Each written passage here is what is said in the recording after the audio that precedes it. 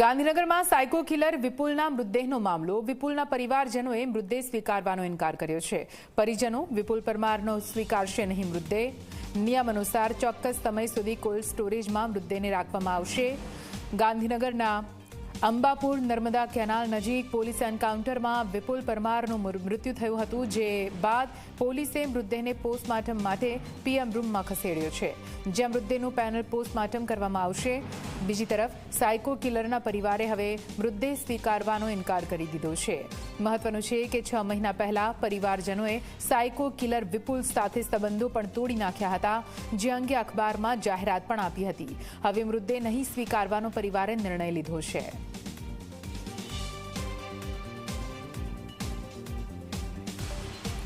અને આજ વિશે વધુ માહિતી સાથે સંવાદદાતા હેતલ જોડાઈ ગયા છે લાઈવ.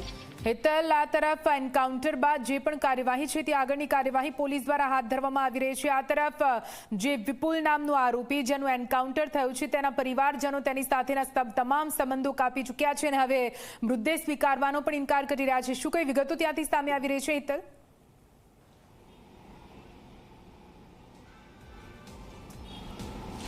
નિધિ, ચોક્કસ એવું કહી શકાય કે જે પ્રકારે ગઈકાલે વિપુલ ઉર્ફે નીલ પરમારનું એન્કાઉન્ટર કરવામાં આવ્યું અને ક્યાંક ને ક્યાંક પોલીસે સ્વરક્ષણ અને પોલીસની રિવોલ્વર જૂટવીને તેને પોલીસ પર જ ફાયરિંગ અને પોલીસની ગાડીઓ પર ફાયરિંગ કરી હોવાની ઘટના હતી, તેના એન્કાઉન્ટરમાં તેનું મૃત્યુ થયું છે. સ્વાભાવિક છે કે ગઈકાલે મોડી રાત્રે તેનો મૃતદેહ છે એ ગાંધીનગર સિવિલ હોસ્પિટલના પીએમ રૂમમાં લાવવામાં આવ્યો છે અને અત્યારે ત્યાં પેનલ ડૉક્ટર દ્વારા પીએમની શરૂઆત પણ કરી દેવામાં આવી છે. સમગ્ર પીએમ નિયમ અનુસાર એટલે કે કાયદા પ્રમાણે પીએમ અત્યારે પેનલ ડોક્ટરો કરી રહ્યા છે અને જે પ્રકારે વિગતો મળી રહી છે એ પ્રકારે વિપુલના શરીરમાં 7 ગોળી વાગ્યાની ઘટના સામે આવી છે.